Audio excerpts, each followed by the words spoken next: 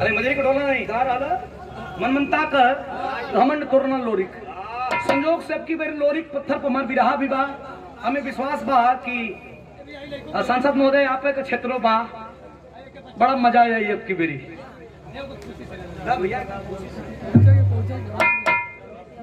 और रमेश यादव बीडीसी वर्तमान करंदी आया आपके द्वारा पुरस्कार धन्यवाद बा प्रणाम बा। हम तो सोचते हैं कि घमंड पर घमंड तोड़ देंगे तो आइए आइए आइए आइए एक बिरहा पैसा वाले रोक ले हमारे तन की लिख लिख कर चाहे मन में याद कर तन की अब गावे तले ये पुरस्कार शानदार 100 रुपया खोवा यादव खोवा वाले सितम यादव जी आपके द्वारा पुरस्कार। चलो खोवा छेना पनीर से हिरन का रिश्ता पुरान कहे कि तीर उहे चलावे के चाहिए जमन लागू होके या चूक होके भैया आई आई घमंड पर घमंड हमारे छोट भाई शिवा आई बा बड़ा दिन के बाद लाल भरत गुरु जी का इस सुपुत्र हमन ढोलक जी बजाओ ना लाल भरत गुरु जी उनको सुपुत्र हुआ कल से बड़ा दिन हो गया तोहर बिरहा सुन ले तोहर बिरहा सुने चलब ता बैठल बा कहूं ला रे खाट कल कहूं के वो मरता वाह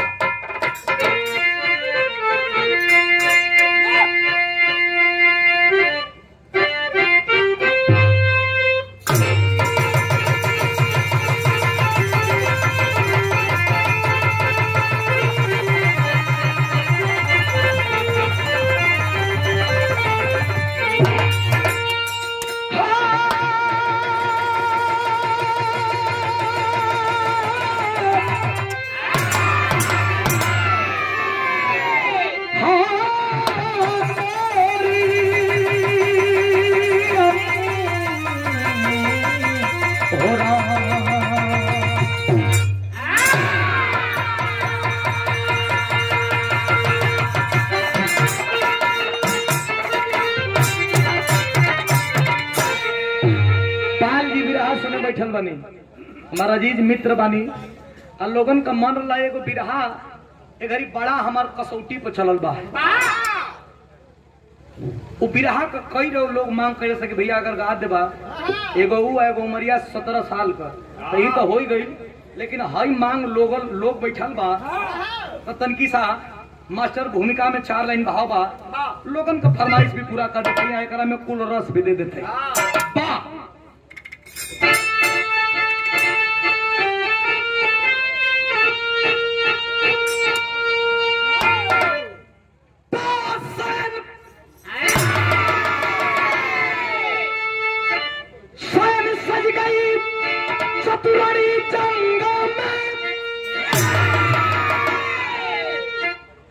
जब लगी दाव पर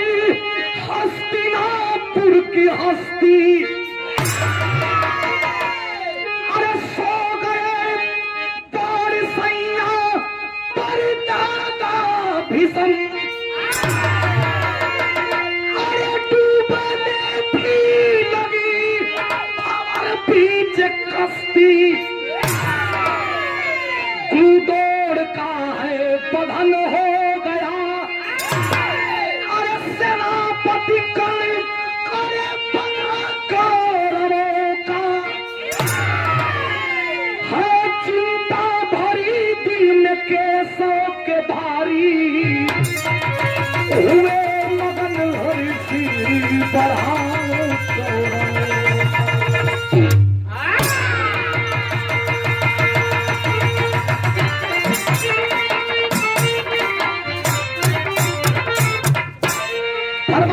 शांति से घमंड जहां मैं तहां मैं हमसे बोल अगर कोई गवैया ना है यहाँ पल गई हाँ यहाँ पल दिमाग में बात दिमाग से उठ जाई लेकिन दिल में पल गई कि मोहम्मद ठीक ठाक गाले थे तो वही दिन से विकास का रास्ता बंद खूब बड़ लड़वैया हो क्या हो गई कि पाए के आड़ी हमरा के यहाँ 2 मिनट में धाके नोच के बेच दे तया अखाड़ा का मेरी बरोबर करला, यकीन मानिए उसको वहां पे पटक देगा। और खूब घमंड बाकी बाप हमसे बड़ पढ़वैया के बा, तो मैट्रिक में 5 बेरी ना फेल हुई तो तू देखल करी। हमसे बड़ चढ़वैया के बा, तो से बड़ चढ़वैया तो चचा हम कौन ची का गाड़ी घोड़ा के भैया, तो वो वही का मुंह कथे एक तो दिनवा भर चढ़त उतर टेम्पू चलावे ना, टेम्पू चलाना रामगढ़ मोहनिया से टेम्पू चलावे ना, तो इनसे बड़ चढ़वैया के ए भैया घमंड, एक मेरी घमंड भाई दुर्योधन के, अरे हमन सदहे 100 भाई है जा, हमनी के दल में गुरु द्रोणाचार्य बाणन, हमनी के दल में दादा भीष्म बाणन जे के इच्छा मृत्यु का प्रदान प्राप्त सकुटी बाबा बोलो है 5 गो लड़ी हो सो मारल जाए कि एकदम धुरकुस कबर जाए। भगवान कहना ये भैया दुर्योधन समझौता हो जाई, अब 5 गुआ दे देता ये मर्दे कहीं का लड़ाई ना होई, लड़ाई से के करा डर बा, 5 गो गांव सुई को नोक भरे हनी के जमीन ना दे, लड़ाई से के करा डर बा, लड़ाई हो गई, लड़ाई हो गई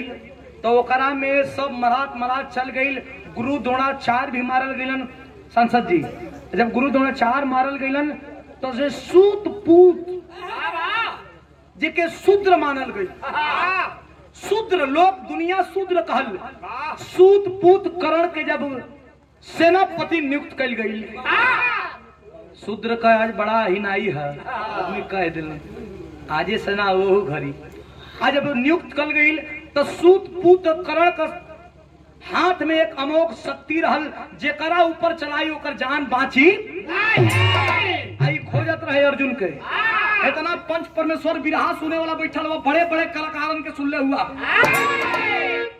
सूत पूत करण खोजत रहे अर्जुन के। अर्जुन जब भगवान श्री कृष्ण रथ चलाओ पर करण के देखा तो यहर से आओ तो रथवा यहर से यहर कह दो, देखो कि करण वहर बात तो रथवा यहर से यहर कहना। 2 दिन बेल मिलन रामदयाल बीडीसी करवंदिया और विमलेश प्रधान जी अमरा की धरती से आपके द्वारा शानदार 500 रुपया पुरस्कार, कोट कोट प्रणाम, धन्यवाद बा, आशीर्वाद की कामना भी करतनी। करण 2 दिन खोजलस ना मिला, तीसरा का दिन करण का अर्जुन का रथवा आमने सामने हो गई। अब करण अमोघ शक्ति निकाल करके और संधान करने वाला है, तब तक भगवान का निगाह पर करे करण, भगवान श्री कृष्ण का पार्थ अर्जुन बोले कि मैं तैयार हूं लड़ने के लिए, लड़ना नहीं है, लड़ना नहीं है, सामने बड़ा वीर खड़ा है, करण और करण से लड़ना नहीं करना, नहीं लड़ना है। ऐसा करो तुम रथ से नीचे उतर जाओ। क्या कह रहे हैं प्रभु, क्या कह रहे हैं, जो कह रहा हूं सुनो। भगवान श्री कृष्ण का निगाह सूर्य देवता पाबा, काहे कि नियम बन रहल कि किरनिया डूबते केहू के ऊपर केहू बाण चलाई नहीं, कहे बिन 10 मिनट किरण डूबे में बात तुरंत उतर के नीचे हो जा, यही में तोहर भलाई बा। अब कहत नहीं जल्दी उतरो, जल्दी उतरना। करण देखलस कि रथवा चलाए वाला भगवान लौकत हुन, अर्जुन को पते ना कहो ये ऐसे लिखल है ना दाल में कुछ, तो जहाँ गोली ना जहाँ गोली ना काम करेला वहाँ कबो कबो बोली काम कर जाला। कहो बोली बोलत बा बिरहा में कोवाली का टुकड़ा बा, हमारे उस्ताद गुरुजी विजयलाल गुरुजी को उस्ताद रहने स्वर्गीय रामदेव गुरुजी, बड़ा मछल के गाँव आप लोग तो केहू होई ना, लेकिन याद ताजा करे वाले आदमी तनकी सार झलक दे देला। आदरणीय बाबूजी श्री श्लोक यादव जी बोदलपुर भावी प्रधान, आपके द्वारा पुरस्कार कई बार आया है, मैं कोट को प्रणाम करता हूँ, धन्यवाद है। कहाँ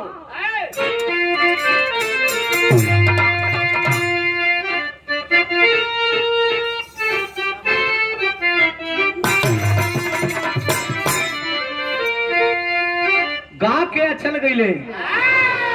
तू गा के चल जा, बस बस बस वाह वाह।